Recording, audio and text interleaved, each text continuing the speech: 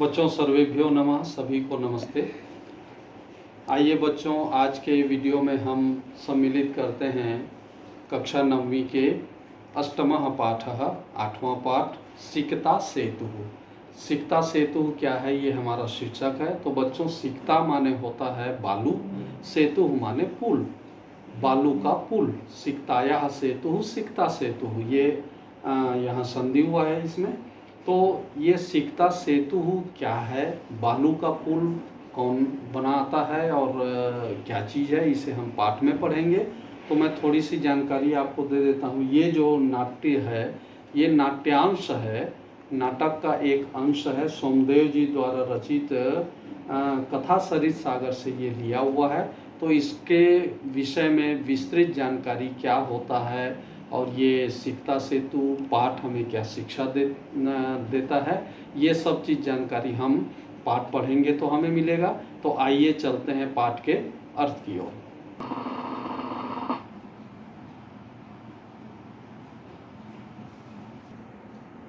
तो बच्चों, आइए शुरू करते हैं हम अष्टमः पाठः सिकता सेतु।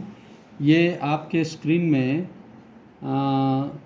ऊपर इस पाठ का सारांश परिचय ऊपर में दिया हुआ है, ये स्क्रीन में आपको दिखाई दे रहा है। तो ये इसे मैं वाचन करके बता रहा हूँ।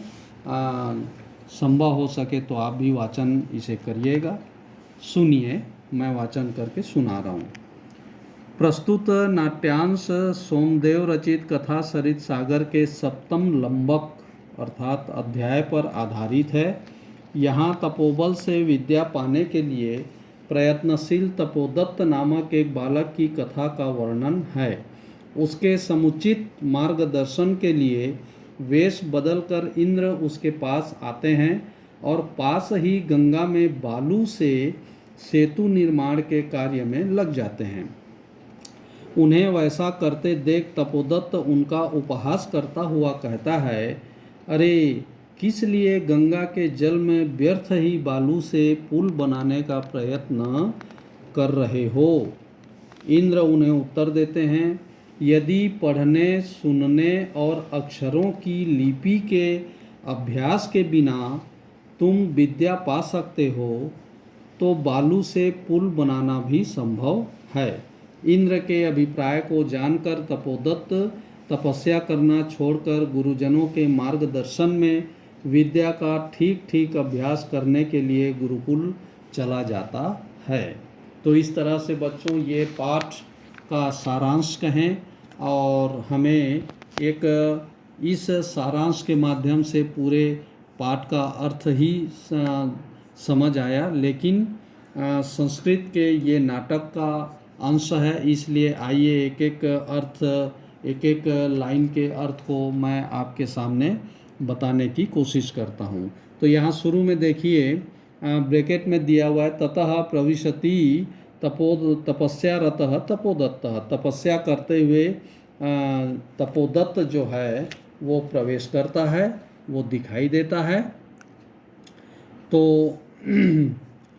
तपोदत्तः अहमस्मि तपोदत्तः बाल्ये पितृचरणैः क्लेश्यमानो अपि विद्यां न अवधीतवान् अस्मि, तस्मात् सर्वैः कुटुम्बी मित्रैः ज्ञातिजनैश्च गर्वितो अहम्। ऊर्ध्वनिस्वस्य हा विधे किमिदं मया कृतं, कीदृशी दुर्बुद्धिरासीत् तदाम एतदपि न चिंतितम्। तपोदत्त कहता है, मैं तपोदत्त हूँ। बचपन में पिता के द्वारा व्याकुल किए जाने पर विद्या ग्रहण नहीं कर पाया। तब सभी कुटुंबियों, मित्रों, बंधु बांधवों द्वारा अपमानित होता हुआ लंबी गहरी सांस लेकर के वो कहता है, हे विधाता, ये क्या कर दिया, कैसी दुष्ट बुद्धि वाला था मैं, इतना भी नहीं सोच पाया कि यत यहाँ दिया है, एक श्लोक दिया हुआ है। देखिए बच्चों, इस श्लोक को देखिए, परिधानैर् अलंकारैर्भूषितोऽपि न शोभते, नरो निर्मणि भोगी व सभायां यदि वा गृहे। इसका अर्थ देखिए, तपोदत्त ही कह रहा है उसके मन के विचार से कि कुछ सोचकर वो बोलता है कि वस्त्र और आभूषण से भी शोभा नहीं देती।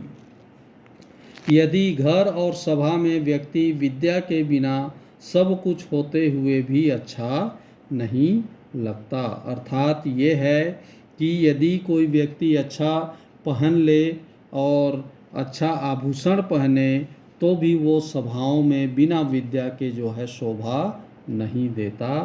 तो ये इस श्लोक का अर्थ है।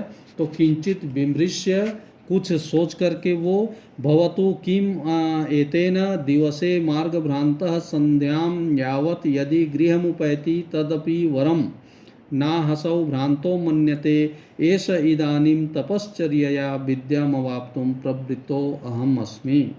जलोच्छलन ध्वनि श्रूयते। कुछ सोच करके ऐसा कैसे हो, दिन भर मार्ग में भटकते हुए जब तक संध्या को लौट आता है, अर्थात सुबह का भूला शाम को घर लौट आता है, उसे भटका हुआ नहीं माना जाता। यह इस तरह तपस्या के द्वारा विद्या प्राप्त करने के लिए प्रवृत्त हूँ। जल उछलने की आवाज़ सुनाई देती है, अर्थात पानी में कोई जैसे पत्थर मारते हैं तो आवाज़ आती है, उस तरह की आवाज़ सुनता है। तपोदत्त तरंगों के उछलने की आवाज़ भी सुनी। यह कहाँ से आ रही है? बहुत बड़ी मछली या मगर हो सकता है, तो देखता हूँ क्या चीज़ है। ऐसा कह करके वो अये कुतोवम कल्लोलच्छलध्वनि महामत्स्यो मकरो वा भवेत् पश्यामि तावत्। इस तरह से वो कहता है। पुरुषम एकम सिक्ताभि सेतु निर्माणम प्रयासम कुर्वाणम दृष्ट्वा साहसम। उस तरह से वो वहाँ जाता है तो एक पुरुष जो बालू से पुल बनाने की कोशिश कर रहा है उस नदी में, उसे वो देखता है और देख करके साहसम, उसको परिहास करते हुए, हंसते हुए जोर से वो तपोदत्त उसे क्या कहता है, देखिए, हम तो नास्ति अभावी जगति मूर्खाणाम तीव्र प्रवाह अयम नद्यां मूढ़ोयम सिक्ताभि सेतु निर्माणम प्रयतते साट्टहासम पार्श्वम उपेत्य। अरे वो बोलता है, हे दुर्बुद्धि, संसार में मूर्खों की, दुर्बुद्धि मूर्खों की यहाँ कमी नहीं है। तेज बहाव बहने वाली नदी में मूर्ख लोग ही रेत का पुल बनाने का प्रयास करते हैं। और इस तरह से वो जोर से हंसता है, हंसने की आवाज़ आती है और वो कहता है, भो महाशय किमिदम विधीयते अलम अलम तव श्रमेण पश्य।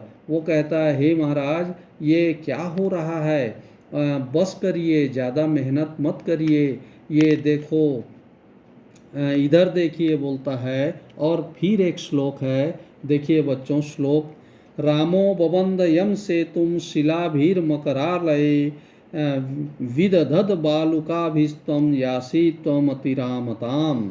उसने कहा जोर से हंसते हुए, अरे महोदय, क्या हो रहा है? देखिए कि राम ने जिस सेतु को पत्थरों से निर्माण किया था, जिसमें बालू के द्वारा भी तुम्हारी मति विश्राम तो नहीं कर रही है या मारी तो नहीं गई है, वैसा ही सोचकर रेत के द्वारा भी कभी सेतु का निर्माण किया जाता है।